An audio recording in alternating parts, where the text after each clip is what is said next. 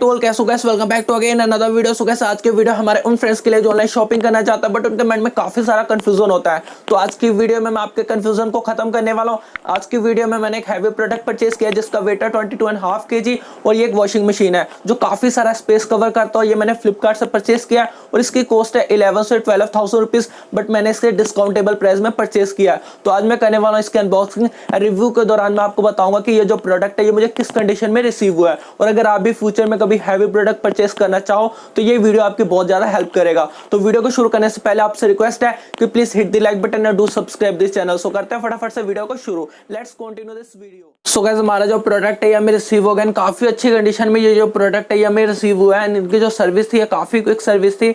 Blue dart की तरफ से ऑर्डर होने के तीसरे दिन बाद ही ये जो प्रोडक्ट है ये हमें रिसीव हुआ है। तो फटाफट से बॉक्स को ओपन करते हैं, देखते हैं अंदर से किस तरह का निकलता है। So let's continue.